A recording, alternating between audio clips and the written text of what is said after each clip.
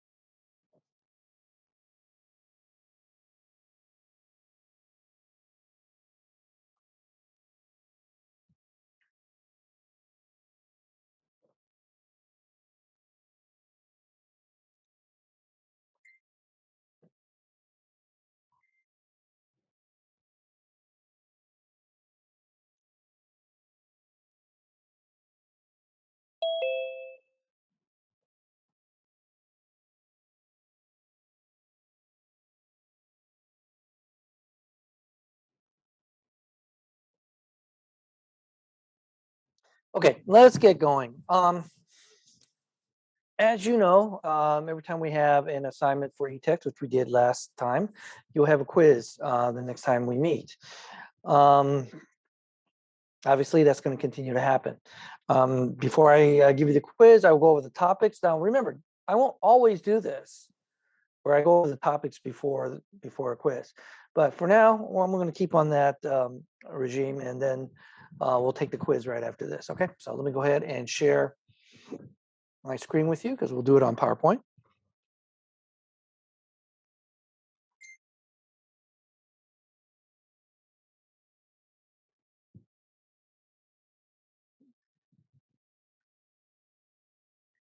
All right.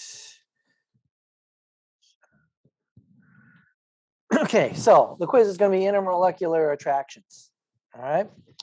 If we look at the first question here, it says, which of the following bulk properties of substances are affected by intermolecular forces? Remember, intermolecular forces are the forces that are between the atoms, not within the atoms. Now, ductility has to do with the forces that are within the atoms themselves, right? They give up the valence electrons into the sea of electrons, and that is what gives that ductility of the metals.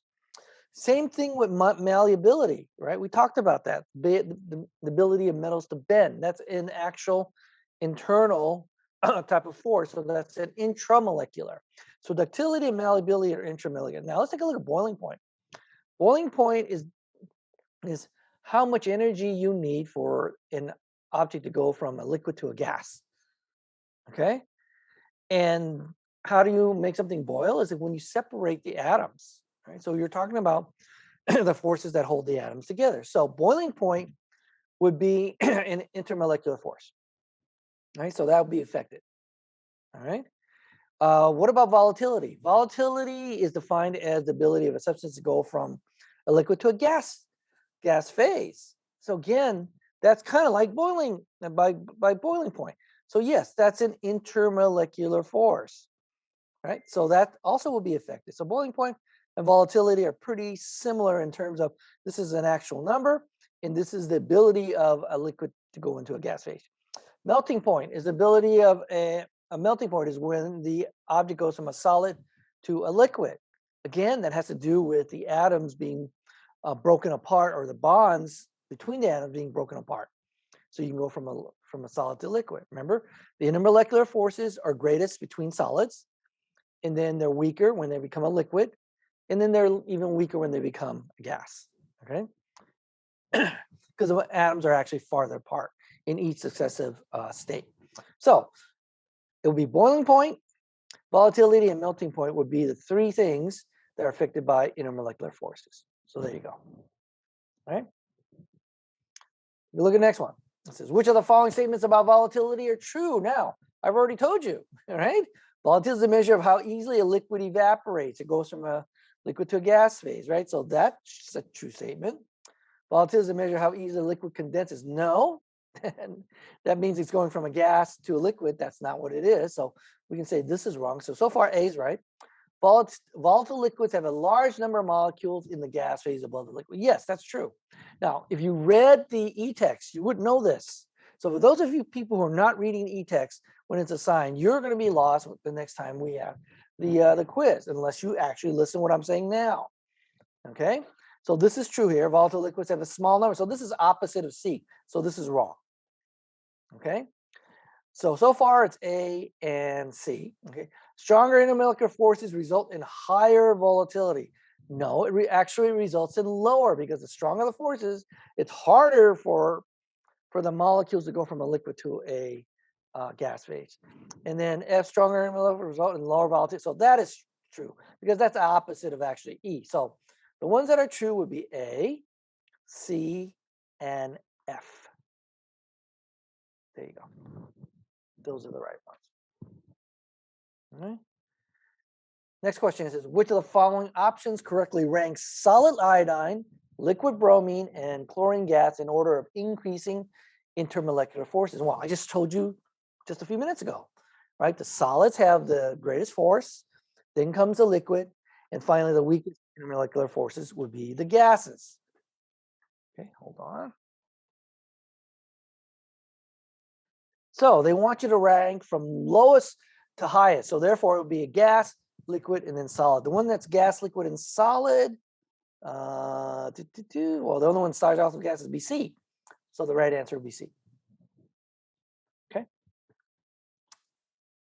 Let's take on the next question. It says, graduate students are conducting research on the intermolecular forces of various substances. As part of their research, they conducted 2 experiments in which they investigated various bulk properties of different substances. In their first experiment, they explored the boiling points of various liquids. In their second experiment, they investigated the melting point of different compounds. In the first experiment, the graduate students determined the boiling points of pentane, hexane, heptane, and octane. Those are all what we call hydrocarbons. Look at the graph. Which of the 4 molecular compounds has the weakest intermolecular force? Now, the one with the weakest intermolecular force will have the lowest boiling point, because it doesn't require as much energy to break the bonds between the molecules to go from a liquid to a solid. So if we look on here in this graph, which one has the lowest boiling point? It would be pentane here on the left. So the first answer would be pentane. Okay. Next question is, in the second experiment, the graduate students compared the melting points of methane isopropyl alcohol, zinc chloride, magnesium chloride, and sodium chloride. Now, if you look, it says fill in the blanks with the sentences. The graph shows the molecular substances tend to melt at blank temperatures. So this would either be higher or lower. This is because intermolecular forces are blank than ionic forces. So it's either weaker or stronger. So if you look at this, they're comparing ionic and covalently bonded, or ionic and what we call molecular. Molecular compounds are bonded covalently. Methane is all nonmetals, so this is covalent. Isopropyl alcohol is also a molecular or covalently bonded substance. So these two are molecular substances. These three are ionic because look, zinc is a metal, chloride or chlorine is a nonmetal. Magnesium metal, again, chlorine nonmetal. So these sodium metal, chlorine nonmetal. So these are metal, nonmetal bonds. So these are ionic. So therefore, look at this. The ionic compounds have higher melting points. So therefore, their intermolecular forces are stronger. Okay. These have lower melting points. Okay. So the graph shows that molecular substances tend to melt at lower temperatures. This is because intermolecular attractions are blank than ionic, are weaker than ionic bonds. Okay. So there you go. So there are the concepts that you will need to do the quiz. So everybody, right now, I'm going to give you 5 minutes to do this quiz. It's easy. Doesn't take you that long. All right. So go ahead, go to Google Classroom and do the quiz, intermolecular attraction. I'm making it round number. We'll get to 10, 10. All right. 7 minutes to do this. So go for it, please. If you do this after the 7-minute time, it's going to be considered late and you'll get a 0 on the grade book until you tell me that you did it. Okay. So go ahead, go do it, please.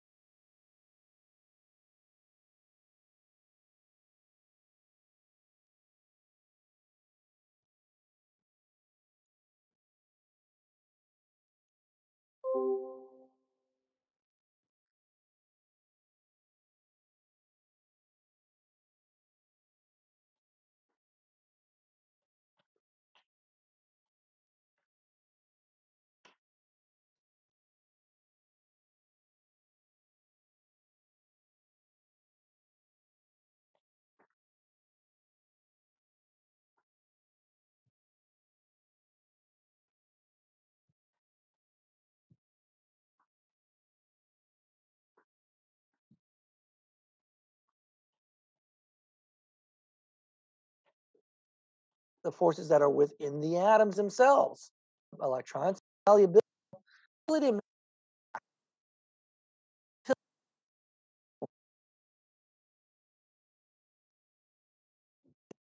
Now, I've already look at next.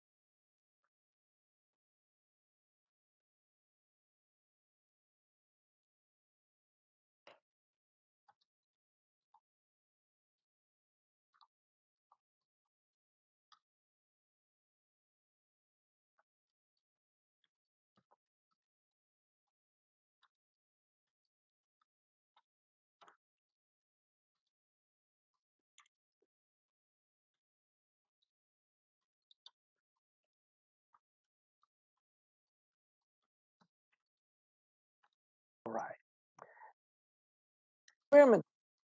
Okay. Next question is, in the second experiment, the graduate students compared the melting points of methane isopropyl alcohol, zinc chloride, magnesium chloride, and sodium chloride. Now, if you look, it says fill in the blanks with the sentences. The graph shows the molecular substances tend to melt at blank temperatures. So this would either be higher or lower. This is because minimum molecular forces are blank than ionic forces. So it's either weaker or stronger. So if you look at this, they're comparing ionic and covalently bonded, or ionic and what we call molecular. Molecular compounds are bonded covalently. Methane is all nonmetals, so this is covalent. Isopropyl alcohol is also a molecular or covalently bonded substance. So these two are molecular substances, therefore have lower ionic bonds.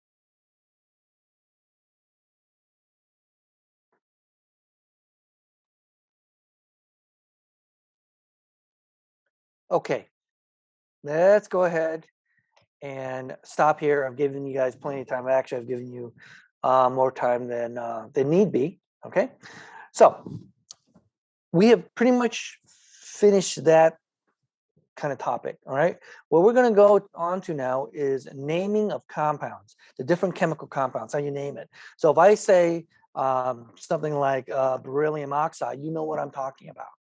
You know the exact formula of what that compound is, and the different properties of it by knowing the name.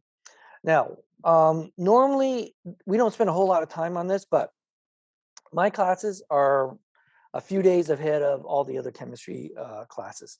So what I'm going to do, instead of just stopping and slowing down, I'm going to spend more time on this subject matter, so that it gives other so that the other classes can catch up to us. And what happens is, if I do it a little slower, this is actually an easier topic. So that way you can maybe score a little higher on the assignments and also on the tests. So that will help maybe boost your grades.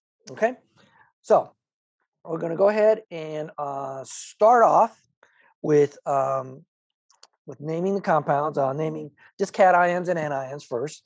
And again, any PowerPoint that I show is available in Google Classroom. The only thing is, the ones that I posted in Google Classroom do not have the answers to the questions that are that's embedded in the PowerPoint. Okay. Now you will have the answers because we will do those actually as separate assignments that normally are just questions in the PowerPoint. And that way, hopefully you'll be able to, as long as you do them, you'll get credit for it. Okay. So again, that's pretty easy. And plus I'm going to go over it right before, before I let you guys go anyway. All right. So let's go ahead. Let's go ahead and start the PowerPoint. Go ahead and share my screen here. Okay, so here we go. We have the naming of compounds, all right? So first off, we're going to start naming ionic and molecular compounds, or sometimes called covalent compounds. Remember, ionic compounds consist of cations and anions, or cations are positive ions, and anions are negative ions. They're held together by electrostatic attraction, and usually it's a metal and a non-metal substance bonded together, okay? Now, again, we're talking about monotonic ions now, in this case, right? Monotonic are ones that are just consist of one single atom. We're going to talk about polyatomic ions later after this, and those are made up of more than one atom. But for now, we're only going to do what we call monotonic or monoatomic, depending on what book you read, right? Now, molecular substances are what we sometimes call covalently bonded substances, consist of non-metal atoms bonded together by shared electrons, right? Remember, that's covalent bonding. And all acids are molecular compounds. Now, what's an acid? It's a compound that releases hydrogen in a solution when you usually dissolve it in water, right?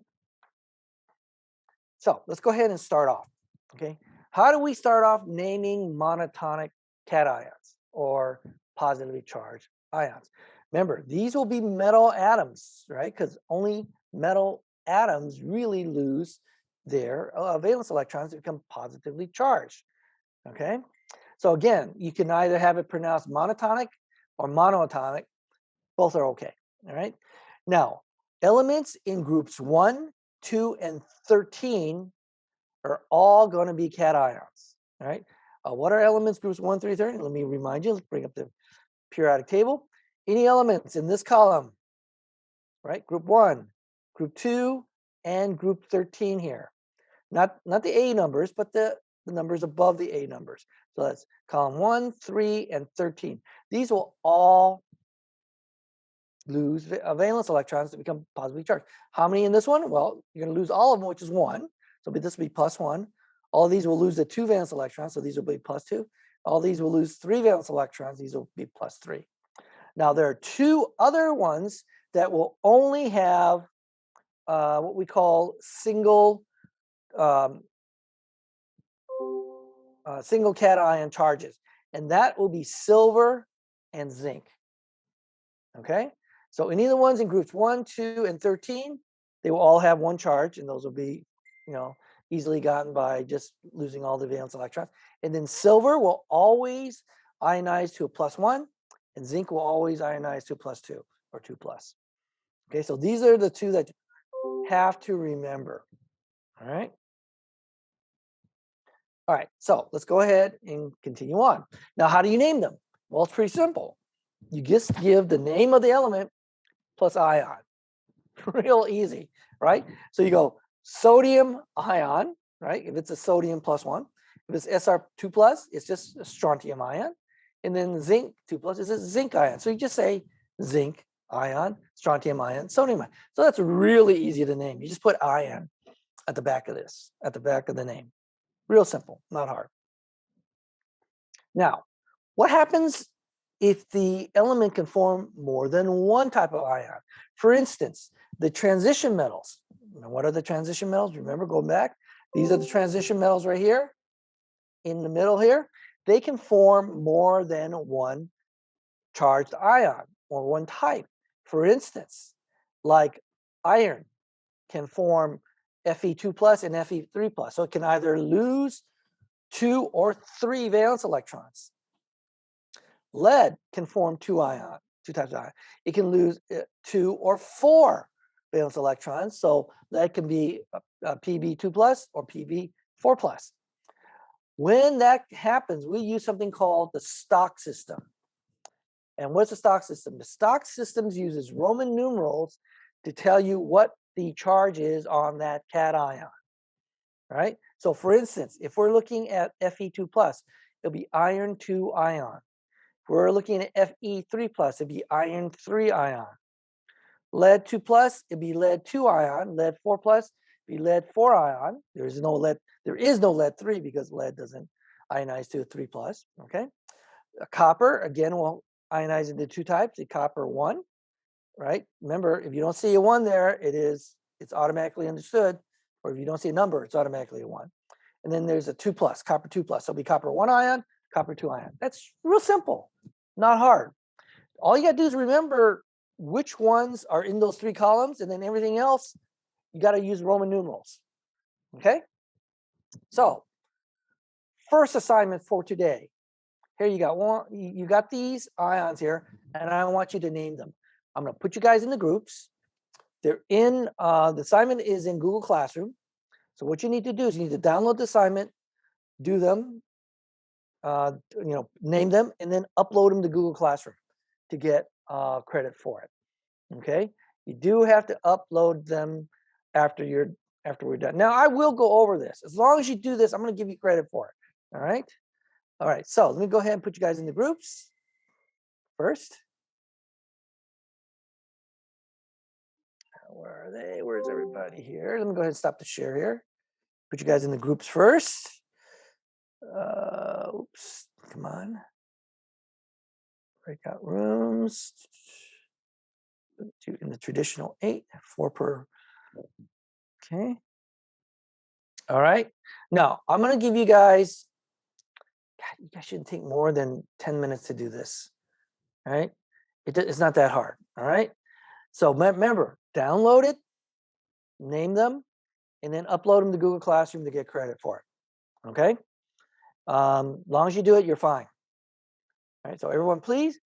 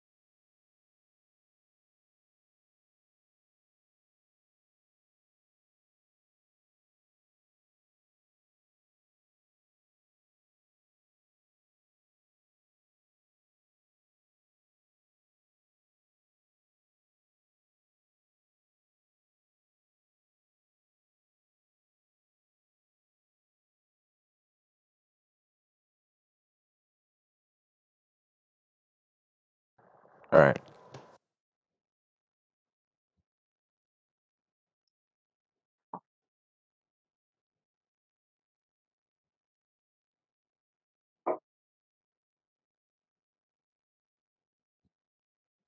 I'm gonna be showing y'all the top 10 ops got the most recoil in my opinion, right? And how. All right. I'm gonna be showing y'all the top 10 ops got the most recoil in my opinion, right? And how I control the recoil patterns with my sensitivity. All right. I'm gonna be showing y'all the top 10 ops got the most recoil in my.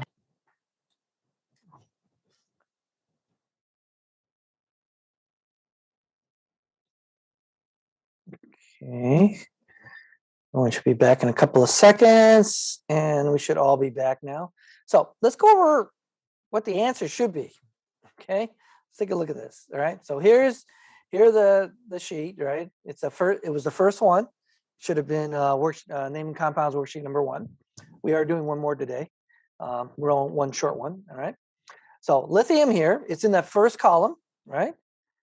First column. So that means it's only going to be the one. So you don't have to worry about the stock system. So you don't even need Roman numerals. If it's 1, 2, or column 13, that's you don't use stop. So this is just lithium ion for that first one.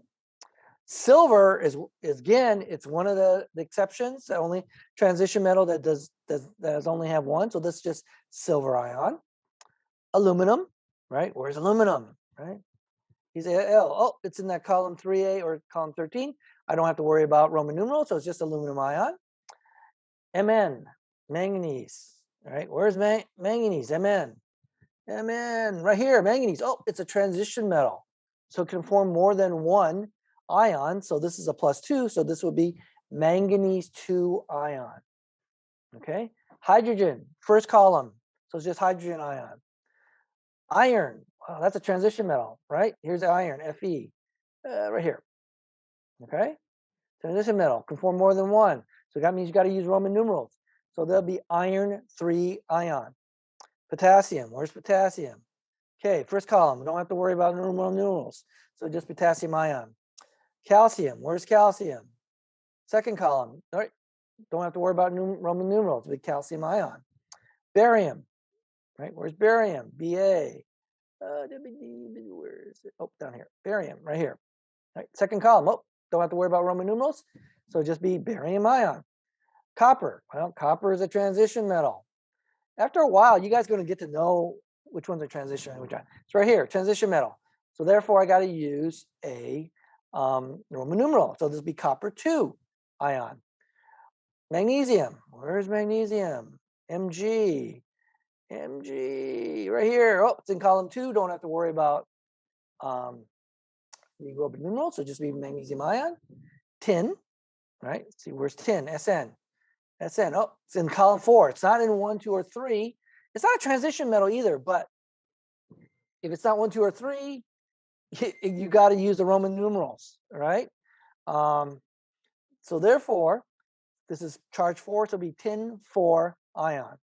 All right, cobalt, Co, right here. All right, transition metal, got to use Roman numerals, so it'll be cobalt 3 ion. Sodium, not a transition metal, it's right here. First column, so I don't have to worry about the Roman numeral, so it'll just be sodium ion. Titanium, right? Where's titanium? Titanium is over down here somewhere. Here, nope, right here. Here's titanium. Oh, transition metal. Got to use Roman numerals. So it'll be titanium 4 ion. And finally, nickel. Right, where's nickel? Ni. Ni is right here. Transition metal. Have to use Roman numerals. So therefore, nickel 2 ion. Pretty simple, not hard. All right. Guys, you should have a periodic table in front of you when you're in chemistry at all times, because that is your cheat sheet. That's where that sheet's going to tell you all the information that you really need to know. You don't have to memorize anything if you know how to use it. Okay, so let's continue on here. All right, naming monotonic anions now. So we're talking about negatively charged ions. Remember, anions are negatively charged ions. So how do you do that? Well, you use the element stem name, and then you put IDE after the element stem name, then you say ion. For instance, if you have an oxygen atom and it's going to ionize, right, to, let's say, -2, you would say ox, because OX is the stem, and you put IDE after ox, so it'll be oxide ion. For nitrogen, the stem name is NTR, NITR, so it'll be nitride ion. Not that hard, not that difficult. So you just put IDE at the end. Okay, so here you go, guys. 6 of these ions, and I want you to name them. I'm going to go ahead and put you guys back into your groups.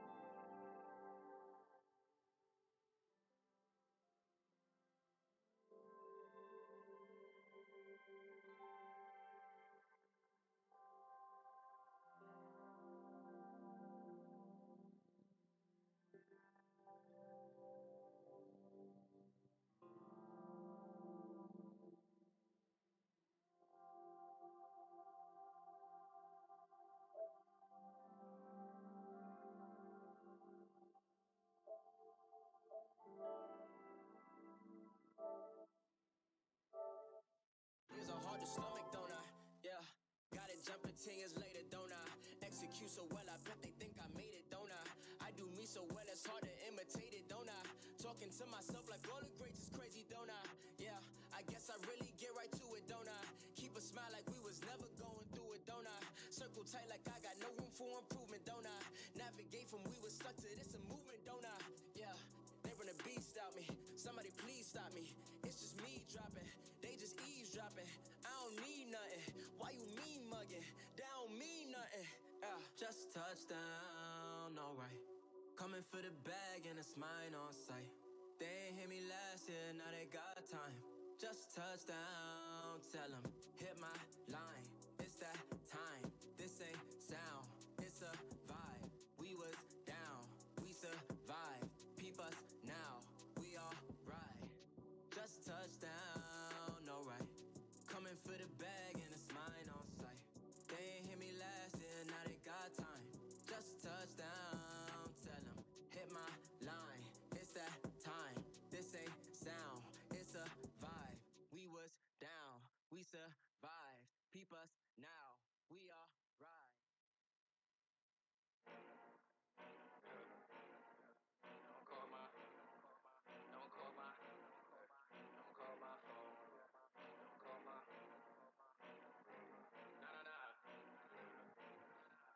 Came straight from the upper. Nah, don't never be another. No. Think they got me covered. I hit the 3 at the buzzer. I hit the 3 at the buzzer. Hey, I hit the 3 at the buzzer. I hit the 3 at the buzzer. Think twice before you run up. Ready, get you done up. Working hard till the sun go down, still working when it come up.